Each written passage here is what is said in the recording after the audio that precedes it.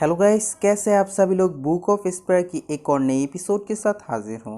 तो जैसा कि लास्ट एपिसोड में हम सभी ने देखा था, क्वानरम एम्पायर के लोग आ जाते हैं, लेकिन वहाँ के एक जनरल के बीस्ट के सामने एक बच्चा आ जाता है, जिस वजह से वहाँ पर एक मसला क्रिएट हो जाता है। तभी उन दोनों को बचाने के लिए सोएंगर भी वहाँ पर आ जाती है और उनसे रिक्वेस्ट करने लगती है कि उन दोनों को छोड़ दे, लेकिन वो भी उन दोनों को नहीं छोड़ता। और ये सब देख के प्रिंसेस जूफेंग से कहता है, सोएंगर तो तुम्हारे फैमिली की जरा है, जाओ और जाकर सोएंगर तो अंततः बचा लो। लेकिन तब भी जूफेन वहाँ पर खड़े के खड़े ही रह जाता है और फिर हमें दिखाया जाता है वो बीस्ट नहीं रुकता और सोएंगर के ऊपर भी हमला कर देता है, जिसे रोकने के लिए सोएंगर भी अपने पाम अटैक उसके ऊपर कर देती है, जिसे देख के वो जनरल भी बहुत ज्यादा खुश होता है, क्योंकि इसके जैसा एक हेवन परफॉर्म के लड़की अभी भी एक 5th लेवल की बीस्ट को नहीं हरा सकता है, जिस वजह से सोएंगर उसे हमला करने के बाद दूर की ओर झटक जाता है।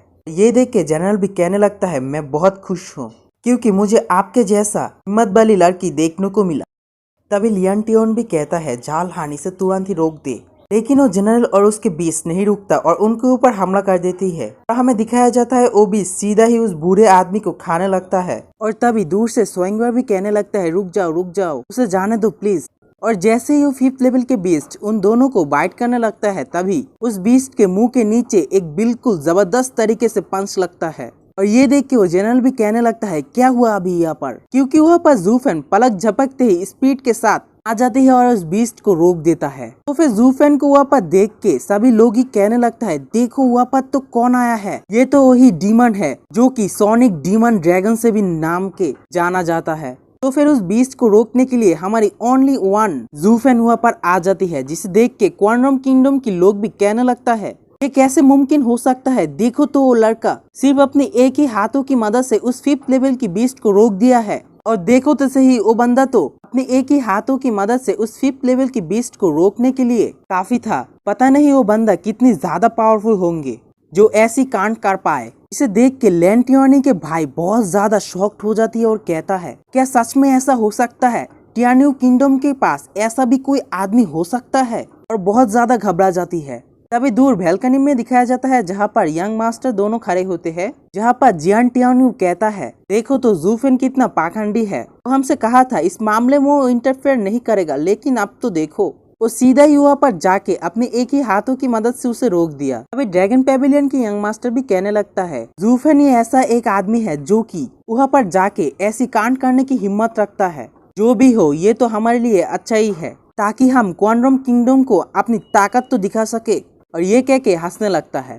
तभी जूफेन पीछे मुड़ते हुए उस ओल्ड आदमी से कहता है, ओल्ड आदमी, क्या तुम चाहते हो मैं हमेशा से इस बीस्ट को रोकते हुए खड़े रहूं? यहाँ से दफा हो जाओ, नहीं तो इस बीस्ट की जगह मैं ही तुम्हें मार डालूंगा।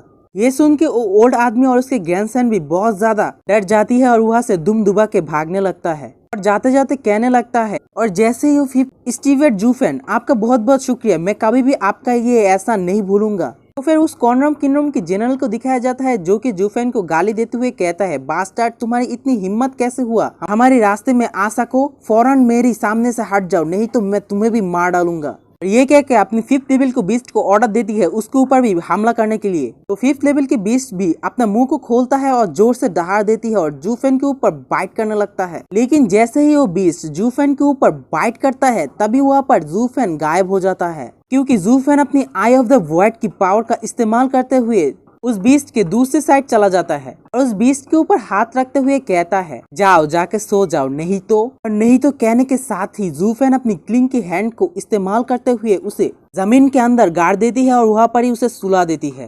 यानी कि जूफेन एक ही हमलों के साथ उस 5th लेवल के बीस्ट को मार दिया होता है। और उस क्वांटम किंगडम के जनरल को दिखाया जाता है, जो कि उस 5th लेवल के बीस्ट के ऊपर बैठा था, लेकिन जूफेन की पावर की वजह से वो बीस्ट जमीन में गाड़ गया होता है। लेकिन वो जनरल डरते हुए आसमान में उड़कर चले जाती है, जिस वजह से उसे कुछ भी नहीं होता। लेकिन जूफेन के हमले की वजह से वहाँ पर सिर्फ धूल मिट्टी उड़ने लगता है और उसके अंदर से जूफेन उस क्वांटम किंगडम के लोगों को देख के किपिसा लुक देता है और अपनी पावर को रिलीज करने लगता है। और उसकी क्लिंग विथ इंटेंट को देख के लियन टियोन के भाई भी बहुत ज्यादा शॉक्ड हो जाती है और कहता है, एक फैमिली के स्टीवर्ट जस्ट एक फैमिली के स्टीवर्ट होता है, लेकिन ये स्टीवर्ट कैसे इतनी पावरफुल हो सकता है। और स्टीवर्ट जू की इतनी पावरफुल देख के लगता है कि इसकी पावर को भी कोई मेजर नहीं कर सकता है, क्योंकि इसकी पावर तो बॉर्डरलेस है। हमारे रास्ते में क्या सच में ये ही है वो स्टीवर्ट जो कि इनविंसिबल है? और पता नहीं ये आदमी यहाँ पर कैसे आया हुआ है। टियानियाओ में मैं कभी भी इस जैसे आदमी को नहीं देखा हूँ।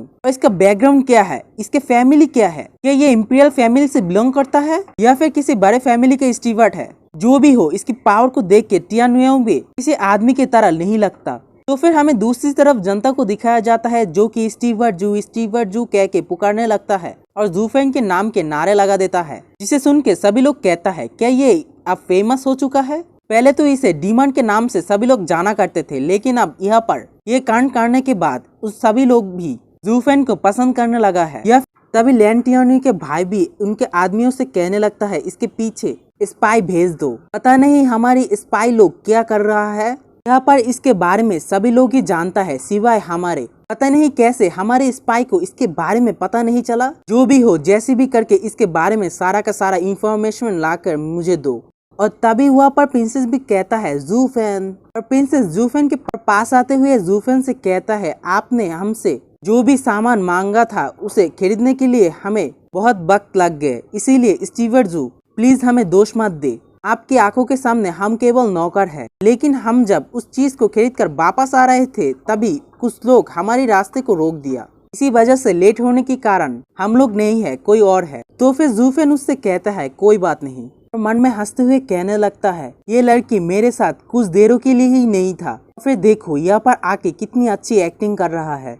तो फिर ये सुन के क्वांटम किंगडम के लोग कहने लगता है क्या वो लड़की और वो बच्चा सिर्फ उन लोगों का एक नौकर है, लेकिन अगर उनके पावर ही एक हेवन परफॉर्म के लेवल पर है तो फिर पता नहीं उनके सेट का बुजुर्गों और एल्डरों की पावर कितनी ज्यादा हो सकती है।